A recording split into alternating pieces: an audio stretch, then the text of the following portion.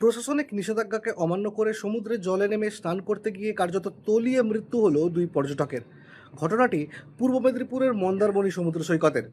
শনিবার সকালে জোয়ারের সময় নুলিয়াদের পক্ষ থেকে সমুদ্রে পর্যটকদের নামতে নিষেধাজ্ঞা জারি করা হয়েছিল।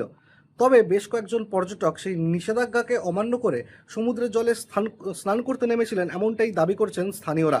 আর তারপরেই জোয়ারের জলে কার্যত দুই পর্যটক তারা তলিয়ে যান। একজন সোমনাথ মজুমদার, যিনি দক্ষিণ চব্বিশ পরগনার বাসিন্দা, এবং অপরজন কমলেশ মণ্ডল, তিনিও ছিলেন দক্ষিণ চব্বিশ পরগনার বাসিন্দা। কার্যত এই দুই পর্যটক তলিয়ে যাওয়ার সঙ্গে সঙ্গেই নুলিয়ারা স্পিডবোট নিয়ে তল্লাশি চালু করেন। প্রায় 2 ঘন্টা পর সমুদ্রের জল থেকে এক পর্যটককে সংজ্ঞাহীন অবস্থায় উদ্ধার করা হয়। তাকে স্থানীয় হাসপাতালে নিয়ে গেলে চিকিৎসকরা মৃত বলে ঘোষণা করেন। অপর এক পর্যটকের সারাদিন কেটে গেলেও তার কোনো খোঁজ মেলেনি। তবে রবিবার সকালে হঠাৎই মন্দারমণি সমুদ্র সৈকতে সেই পর্যটকের মৃতদেহ ভেসে আসতে দেখা যায়।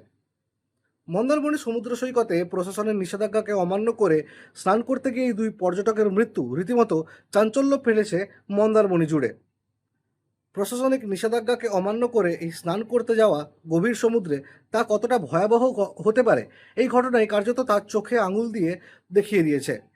পূর্ব মেদিনীপুর মন্দারমণি থেকে সৌম্যজিৎ চট্টোপাধ্যায়, কলকাতা টিভি।